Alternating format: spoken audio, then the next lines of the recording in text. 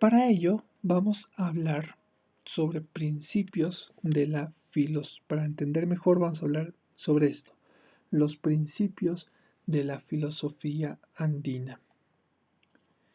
El pensamiento filosófico de estas culturas es tan rico y tan profundo en toda su dimensión, pero tiene la dificultad de que recién se está comenzando a sistematizar con rigor y amplitud. Muy pocos escritos tenemos que nos mencionen estos principios de filosofía, pero ya se está dando esta ola recientemente de repensar la filosofía en los pueblos originarios.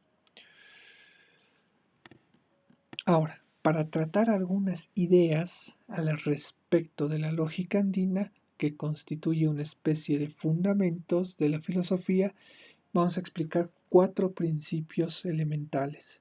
4 principios que de alguna forma se encuentran intrínsecamente unidos, pero al mismo tiempo tienen sus diferencias de forma sistemática. El primer principio que vamos a hablar es el principio de relacionalidad. Para ello, vamos a afirmar que todo lo que existe se encuentra dentro de una u otra manera relacionado. Es decir, todo el cosmos está relacionado. Todo lo existente, todo lo que vemos, todo el plano. No nos olvidemos de que lo existente no solo está en este mundo, no solo es lo visible, lo que lo puedo palpar, sino también está la dimensión más allá, sino la dimensión religiosa, digámosle, ¿no? Ahora, el elemento central es obviamente la interrelación. ¿Qué quiere decir esta palabra? La forma en que me relaciono con los otros, y a partir de la cual los seres humanos y los objetos se constituyen como individuos. Mi relación con el otro individuo, ya sea un árbol, ya sea con mis cultivos, ya sea con el sol, ya sea con la montaña o ya sea con otro ser humano igual a mí. Va a constituir esta relacionalidad. Bien, es una armonía que existe entre uno y el otro. Esto tiene un gran vínculo con el respeto de los principios en los aspectos afectivos, ecológicos, éticos, estéticos y productivos. ¿Qué quiere decir? Esta relacionalidad va a estar vinculada con principios, con el resto de los principios, es con los que vamos a ver más adelante, que son la correspondencia, la complementariedad y la reciprocidad. Ahora, ¿qué tienen que ver estos principios? Que están unidos, por un lado, afectivos, es decir, los lazos que se van construyendo con mis relaciones, ecológicos, porque la naturaleza no puede quedar fuera de, éticos, es decir, mi comportamiento, mi forma de ver al otro me va a llevar a un comportamiento dentro de estos aspectos de la persona y de la naturaleza. Estéticos no lo entendamos desde la dimensión de me voy a un salón de belleza y quedo simpático, ¿no? Sino desde el ámbito filosófico.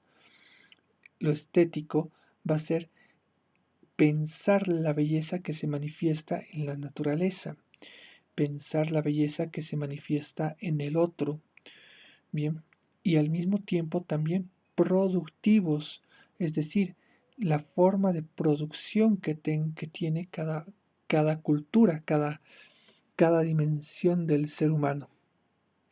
Bien, ahora, las relaciones lógicas son relaciones derivadas de las relaciones primordiales de convivencia en todo el universo.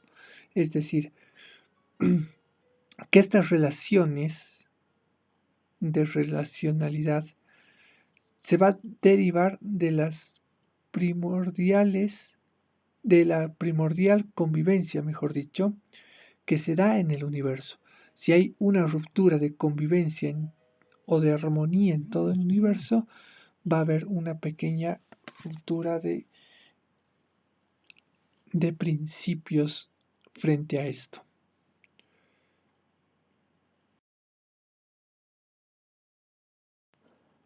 El segundo principio que vamos a hablar ahora es el principio de correspondencia.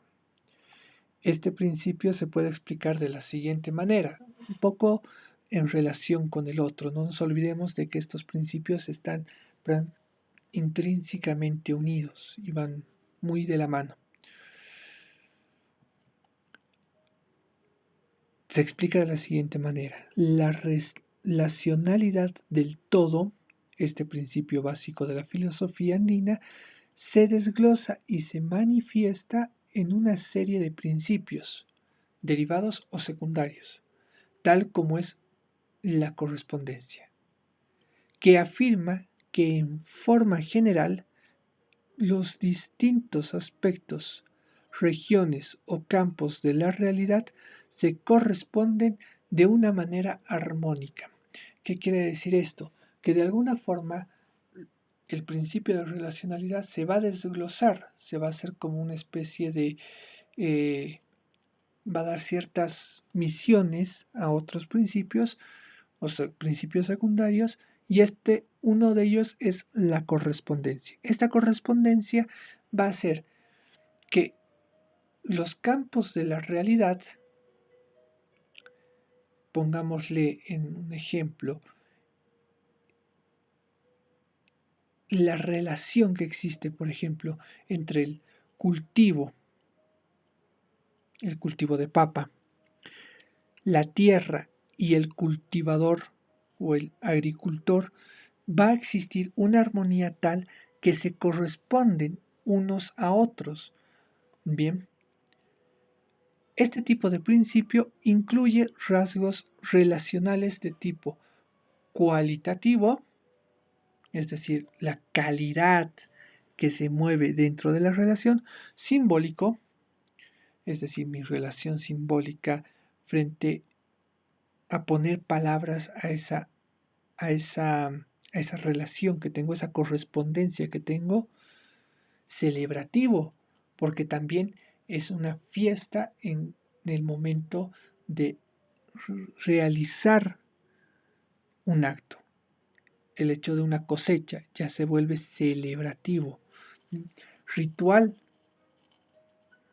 toda fiesta lleva un cierto ritual, toda correspondencia, toda relación necesita un ritual.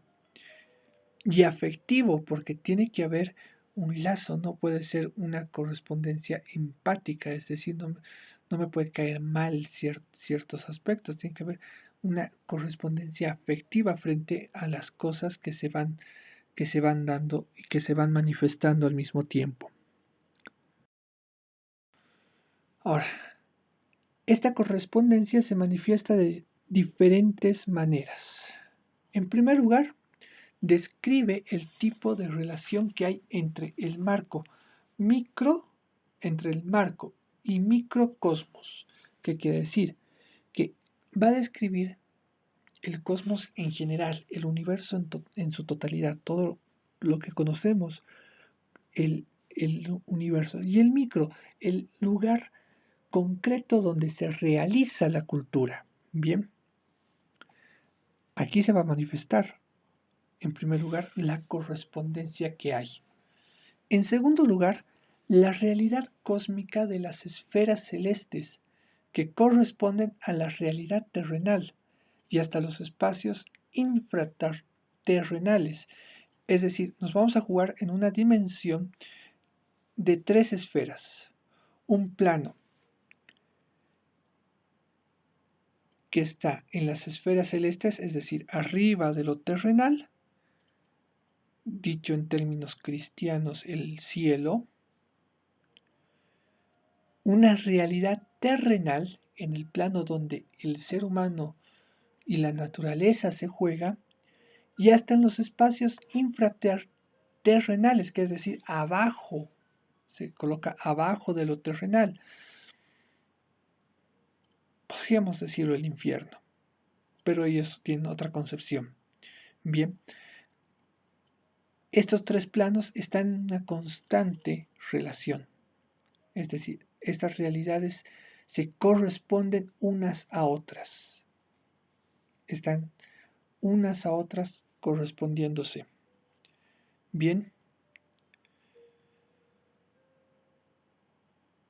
el tercer lugar, la correspondencia entre lo cósmico y lo humano, es decir, mi relación que tengo con el universo y el universo, la relación que tiene con lo humano. Lo humano con lo humano también se puede decir, es decir, la relación que existe entre un individuo y otro individuo, entre personas, ¿no? La relación que existe o la correspondencia que existe entre la vida y la muerte como concepción de vida cíclica, ¿no? Entre lo bueno y lo malo, lo divino y lo humano, esa correspondencia que hay entre uno y otro lugar. Por eso en este sentido se puede decir que aquello que ocurre en lo pequeño ocurre en lo grande y aquello que ocurre en lo grande ocurre en lo pequeño. ¿Qué quiere decir? De que es tan grande la relación que existe entre los planos celestes, terrenales y infraterrenales, que la correspondencia de lo humano va a unirse con el cosmos, con la vida y con lo divino, ¿no? Y por eso, si pasa algo en una esfera celeste, en lo grande, aquí en lo pequeño también va a ocurrir algo, porque se ve afectado, porque están correspondidos unos con otros.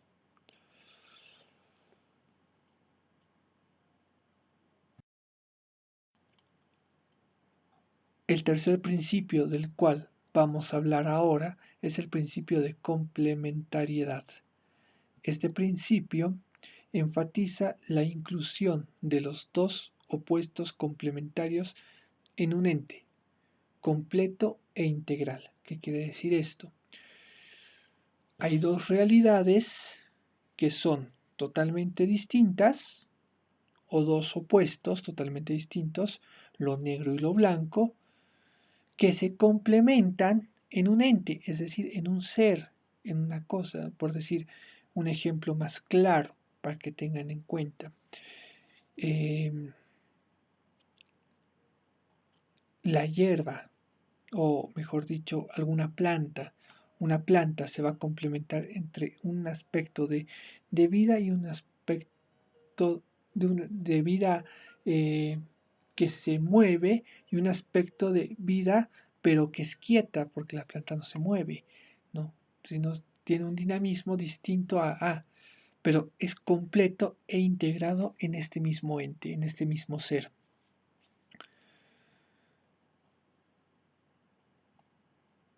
Ahora, notamos aquí una familiaridad con el pensamiento oriental, sobre todo en el símbolo del yin y del yang, que es el principio fundamental de la realidad y de sus múltiples transformaciones.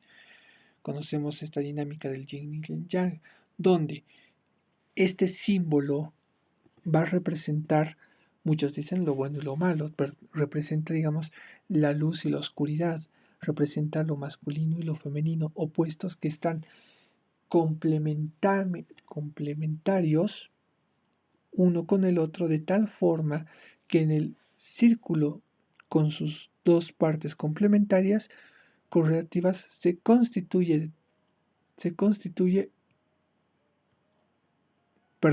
vamos a volver. El símbolo del círculo con sus dos partes complementarias correlativas se constituye de tal manera que cada una de las partes a la vez contiene su contraparte u opuesto. lo que les decía hace rato, trataba de ponerlo en otras palabras, de que en el contrapuesto de la persona existe su complementariedad, contiene su contraparte u opuesto. Y por eso mismo existe esa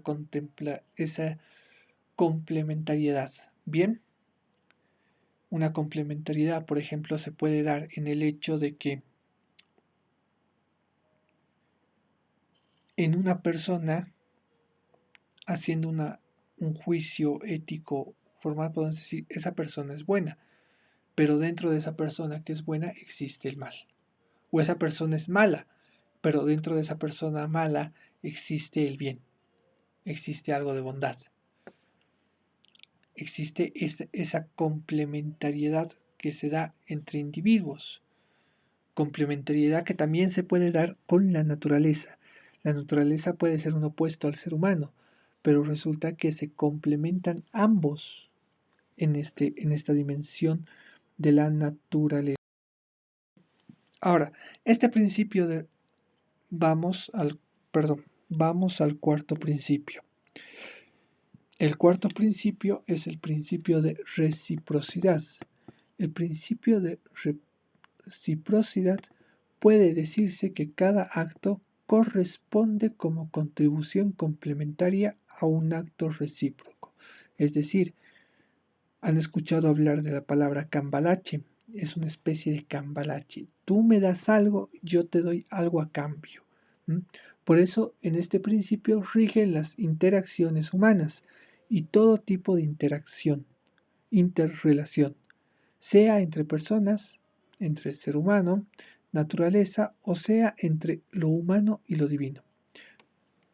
Recapitulando, lo que se da en este principio de reciprocidad es el intercambio de cosas. Bien, yo te doy algo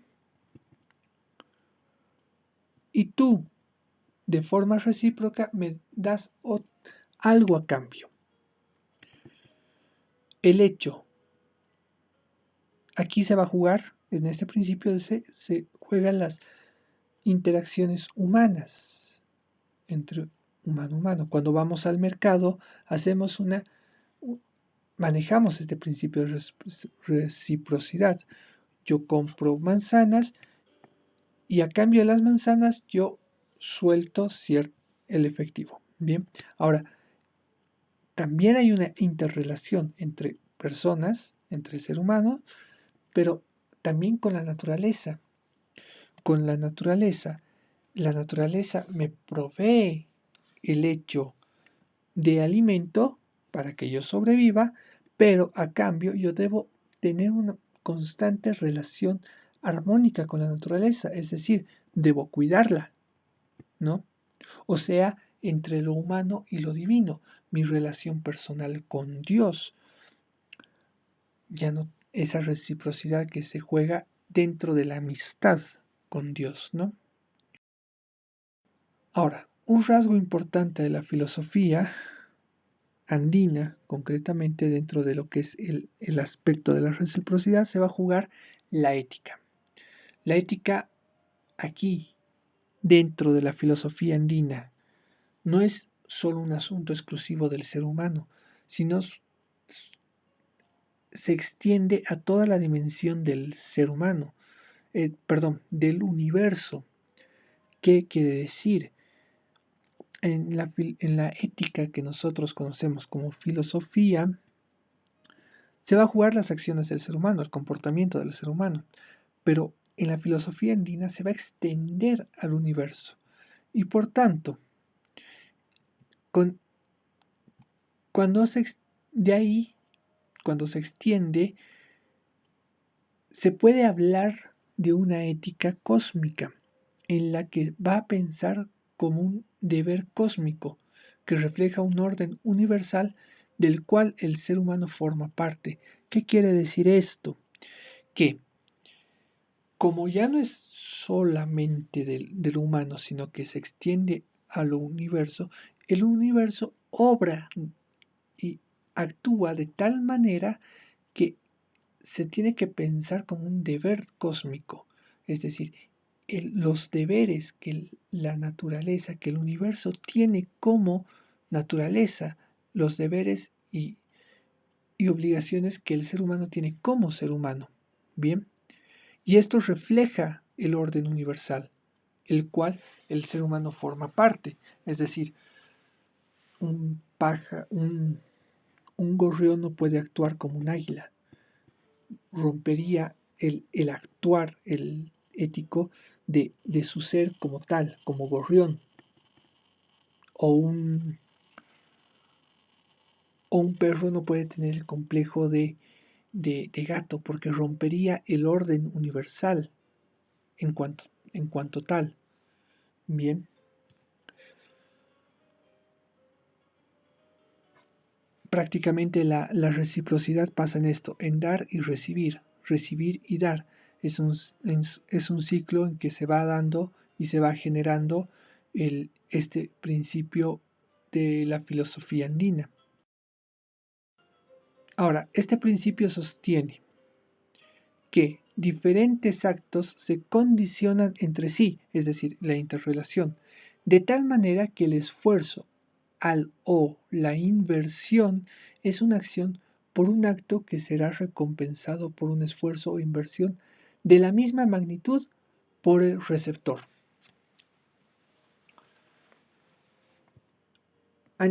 Me imagino que conocen la dimensión de los prestes. Y este es un ejemplo clarísimo. Cuando vos vas a un preste, cuando alguien va a un preste, te recibe en el preste y vos llevas un regalo. Ese regalo, la persona lo anota y al año siguiente tiene la persona que ha hecho el preste, que pasa al siguiente preste, que llevó tal regalo, devuelve ese regalo de la misma magnitud, que quiere decir del mismo valor. No puede bajar el valor, sino puede subirlo, sí, pero bajarlo no, porque tiene que tener la misma magnitud. Lo mismo pasa en el hecho de cuando intercambio el valor de las frutillas por ropa vieja. Es ese esfuerzo de inversión que se da entre un producto y otro producto y entre una persona y otra persona. Bien,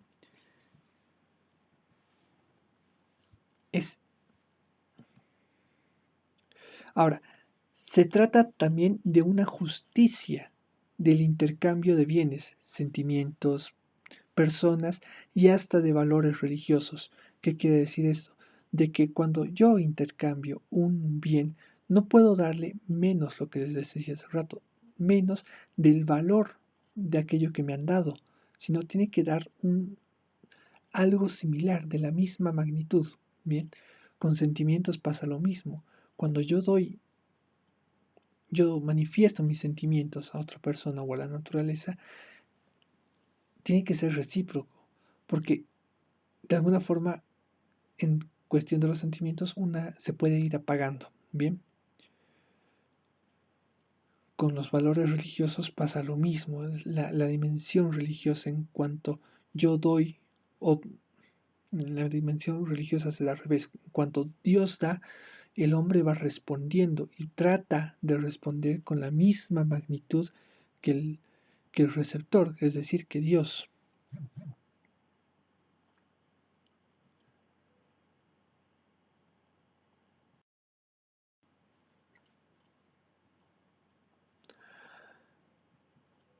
A través del principio de reciprocidad, todos los actores establecen una justicia cósmica o justicia presente en el mundo general, como normas a ser tomadas en cuenta en las múltiples relaciones existentes.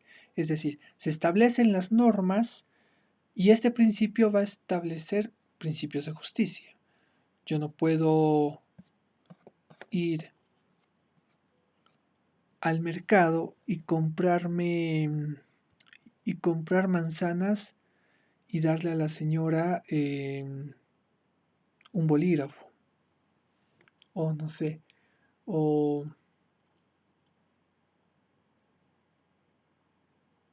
o un billete roto. No hay, no hay comparación en cuanto reciprocidad, porque uno te dio más. Por eso se establece un límite de justicia que está presente dentro del mundo general y que éstas van a ayudar a las relaciones existentes, a que continúen.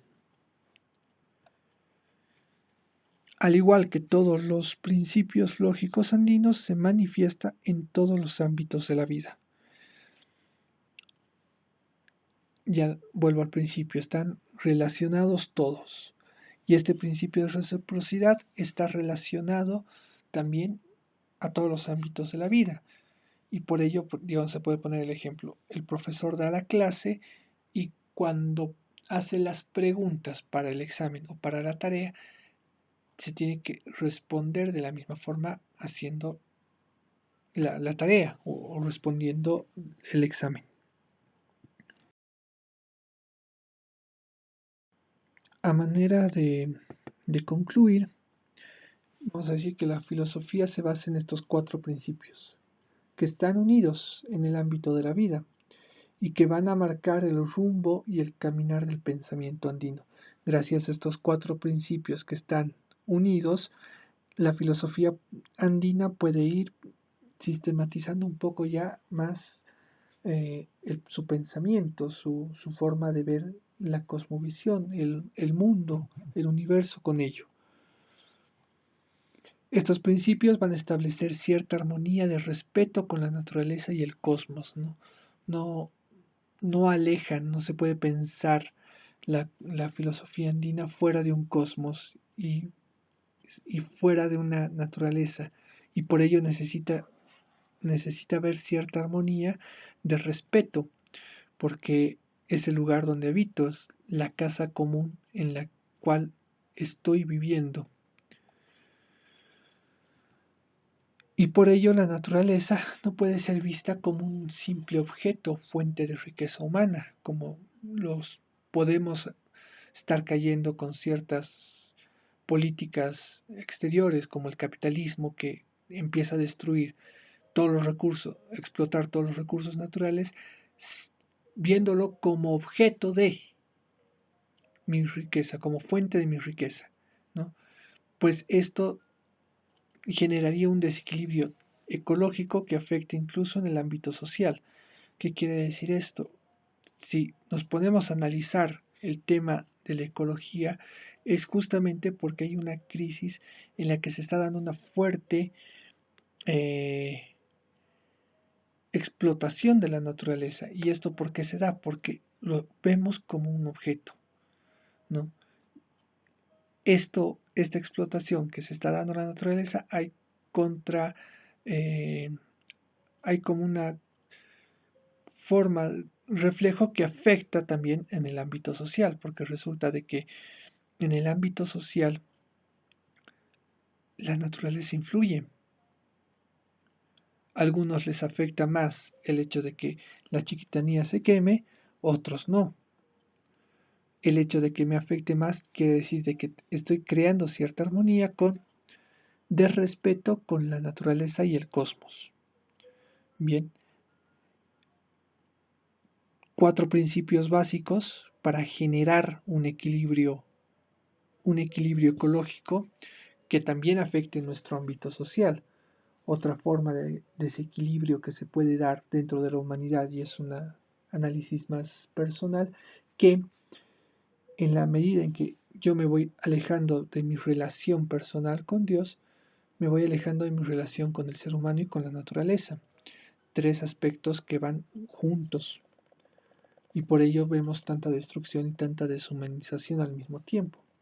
Cuando empezamos a generar o poner estos medios de relacionalidad, de correspondencia, de complementariedad, de reciprocidad, se va a generar un equilibrio de relación con mi naturaleza en el ámbito donde vivo, con los otros, con aquellos con los que vivo y con lo divino, con aquello que permite que todo esto siga existiendo.